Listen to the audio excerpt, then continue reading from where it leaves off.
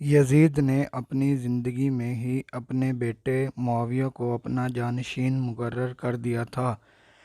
یزید کے 12 بیٹے اور 5 بیٹیاں تھیں، لیکن اس کو اپنے بیٹے معاویہ سے بے انتہا پیار تھا۔ اس کی تعلیم و تربیت بھی شہزادوں کی طرح ہی کی گئی۔ یزید چاہتا تھا کہ اس کا یہ بیٹا اس کا حقیقی جانشین بنے۔ یزید نے حکومت سنبھالتے ہی اپنے 2 بیٹوں خالد اور معاویہ کو اس وقت کے بہترین استاد عمر المقصوص کے مکتب میں 3 سال کے لیے بھیج دیا۔ شیخ عمر المقصوص بھی جانتے تھے کہ یزید کا جانشین معاویہ ہے، اس لیے انہوں نے اس کی تربیت خوب محنت کی۔ 61 ہجری میں جب واقعہ کربلا پیش آیا تو شیخ المقصوص کو بہت تکلیف پہنچی۔ چونکہ آپ کا دل محب اہل بیت سے تڑپتا تھا، اس لیے آپ نے یزید کے ان دونوں بیٹوں کو عظمت اہل بیت سے خوب روشناس کروایا۔ ایک طرف کربلا کا واقعہ پیش آیا اور جگہ جگہ یزید کے خلاف بغاوت اٹھنے لگی، دوسری طرف معاویہ جو یزید کا جانشین تھا، اس کی تربیت ایک سچے عاشق رسول کر رہے تھے۔ واقعہ کربلا کے تیسرے سال 683 عیسوی میں یزید عبرتناک موت سے دوچار ہوا تو معاویہ بن یزید 20 سال کی عمر میں تخت نشین ہوا۔ جیسے ہی معاویہ ابن یزید تخت نشین ہوا تو استاد محترم کی محنت رنگ لانے لگی۔ اس نے آتے ساتھ ہی واقعہ کربلا کی تحقیقات کیں اور محض 40 دنوں لوگوں کو اپنی بحث سے آزاد کر دیا۔ بعض روایات میں معاویہ ابن یزید نے 3 ماہ تک حکومت کی۔ 20 سال کی عمر جوانی کا ایسا دور ہے کہ جب انسانی خواہشات کی منہ زوری عروج پر ہوتی ہے۔ یزید کا جانشین ہونا اور پوری اسلامی مملکت پر حکمرانی کرنا اپنی تمام جائز و ناجائز خواہشات کو پورا کرنے کے لیے بہترین موقع تھا، لیکن معاویہ بن یزید نے تخت پر بیٹھتے ہی واقعہ کربلا کی تحقیقات کیں اور حالات کا بہت باریک بینی سے جائزہ لیا۔ جب اس نے دیکھا کہ میرے باپ نے اسلام اور مسلمانوں کو کس قدر نقصان پہنچایا ہے، تو اس نے محسوس کیا کہ وہ ایک دوراہے پر کھڑا ہے کہ حکومت کی بھاگ دوڑ تھامے رہے اور ظلم و ستم اور عیش و عشرت کا بازار گرم رکھے یا تخت و تاج کو چھوڑ دے اور اپنے آپ کو اس ہولناک گناہوں اور ان کے دردناک عذاب سے دور رکھے۔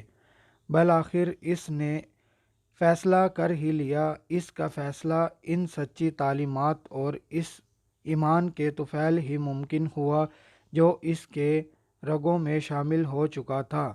اس نے ایک عزم راسخ کے ساتھ حکومت کے عہدیداروں اور عوام کو مسجد میں جمع کیا اور پھر خود منبر پر جا بیٹھا۔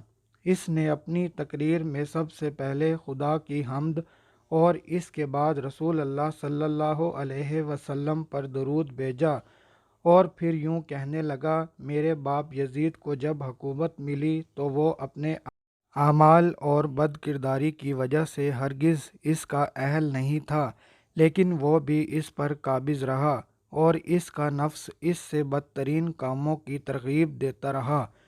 وہ اپنے برے کاموں پر بھی فخر کرتا تھا اور اس نے خدا کی بتائی ہوئی حدود سے تجاوز کیا۔ رسول اللہ صلی اللہ علیہ وسلم کی اولاد پر اس نے بدترین مظالم ڈھائے، لیکن اس کی حکومت کی مدت بہت ہی تھوڑی تھی اور بہت جلد اس کی شرمناک زندگی کا خاتمہ ہو گیا اور آج وہ اپنے اعمال کے حساب کتاب میں الجھا ہوا ہوگا۔ جب معاویہ بن یزید کی بات یہاں تک پہنچی تو اس کا گلا رک گیا۔ کافی دیر تک وہ بلند آواز میں روتا رہا اور اس کے بعد وہ دوبارہ لوگوں سے ہم کلام ہوا اور اس نے کہا، اے لوگو، میں تمہارے گناہوں کا بوجھ اپنے کندھوں پر نہیں اٹھا سکتا اور نہ تمہاری دوستی کا طوق اپنے گلے میں ڈالوں گا۔ میری خواہش تو یہ ہے کہ حکومت شہزادہ حسین امام زین العابدین کے حوالے کر دی جائے، یا اب تم خود جو بہتر سمجھو کرو۔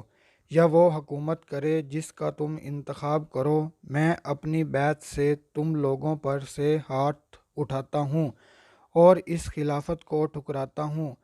معاویہ بن یزید کے ان جملوں نے محفل میں ایک طوفان برپا کر دیا۔ پھر معاویہ بن یزید ممبر سے اتر آیا۔ اس کی ماں و دیگر عزیز و اقارب آئے تو دیکھا کہ روئے جا رہا ہے، تو اس کی ماں نے کہا، کاش تم حیض کا چیتھڑا ہی ہوتے اور میں تمہاری خبر نہ سنتی۔ اس نے کہا، خدا کی قسم میں بھی یہی چاہتا ہوں، اگر میرے خدا نے مجھے معاف نہ کیا تو میرے لیے برا ہو۔ اسی کے بعد بنو امیہ نے اموی شہزادے مروان بن حکم کے ہاتھ پر بیعت کر لی اور اسے تخت پر بٹھا دیا۔ مروان نے اپنا دارالحکومت مستقل طور پر دمشق منتقل کر دیا۔ بنو امیہ نے شیخ عمر المقصوص کو زندہ درگور کر دیا کہ تم نے ایسی تربیت کیوں کی کہ معاویہ بن یزید نے بھرے دربار میں بنو امیہ کو رسوا کر دیا۔ اس کے چند دن بعد ہی معاویہ بن یزید کو زہر دے دیا گیا۔ 684 عیسوی سے 685 عیسوی تک مروان بن حکم نے حکومت کی۔ پھر اس کی وفات کے بعد مروان کے بیٹے عبد الملک نے 685 سے 705 تک ایک طویل عرصے تک حکومت کی۔ پھر 705 سے 715 تک عبد الملک کے بیٹے ولید نے حکومت کی۔ اسی کے دور میں سندھ، اندلس اور دیگر بہت سی ریاستیں فتح ہوئی۔ اسی کے دور میں شہزادہ حضرت امام زین العابدین کو زہر دیا گیا۔ 715 سے 717 تک ولید بن عبد الملک کے بھائی سلمان بن عبد الملک نے حکومت کی اور 717 میں عمر بن عبد العزیز معجزانہ طور پر تخت نشین ہوئے، لیکن ان کو بھی زہر دے دیا گیا۔ 720 سے 724 تک ولید بن عبد الملک اور سلمان بن عبد الملک کے بھائی یزید بن عبد الملک نے حکومت کی بھاگ دوڑ سنبھالی رکھی۔ اس کے بعد ہشام بن عبد الملک، ولید بن یزید، یزید بن ولید، ابراہیم بن ولید اور مروان بن محمد نے بالترتیب حکومت کی اور 750 عیسوی میں بنو امیہ کی حکومت کا تختہ بنو عباس نے الٹ دیا۔ بنو امیہ کا آخری حکمران مروان ثانی ایک انتہائی سست اور ڈرپوک حکمران تھا، جس نے ابو مسلم خراسانی کے ہاتھوں شکست کھائی اور یوں بنو عباس کی حکمرانی شروع ہوئی۔ تاریخ کی کتابوں میں درج ہے کہ ابو مسلم خراسانی نے بنو عباس کے ابو الجعفر المنصور اور ان کے بھائی ابو العباس الصفح کو حکمرانی سونپ دی۔ اس طرح بنو عباس کے پہلے حکمران ابو العباس نے آتے ہی بنو امیہ کا نام و نشان مٹانے کی قسم کھائی۔ بہت سے لوگوں کو قتل کر دیا گیا اور کربلا کے واقعے میں ملوث تمام کرداروں کی قبریں کھود دی گئیں۔ اس طرح بنو عباس کے حکمران ابو العباس الصفح نے یزید کی قبر کو بھی کھدوایا، اور یہ کام اس نے اپنی نگرانی میں کروایا۔ وہ چاہتا تھا کہ یزید کو قبر سے نکالے اور اس کی لاش کو سولی پر لٹکا دے۔ چنانچہ یزید کی وفات کے 65 سال بعد اس کی قبر کو اس وقت کے حکمران ابو جعفر اور ابو العباس کی نگرانی میں کھدوایا گیا۔ جزاک اللہ۔ ویڈیو پسند آئے تو ویڈیو کو لائک کرنا اور چینل کو سبسکرائب کرنا مت بھولیے گا۔ اللہ ہمیں اہل بیت کی محبت سے سرشار فرمائے۔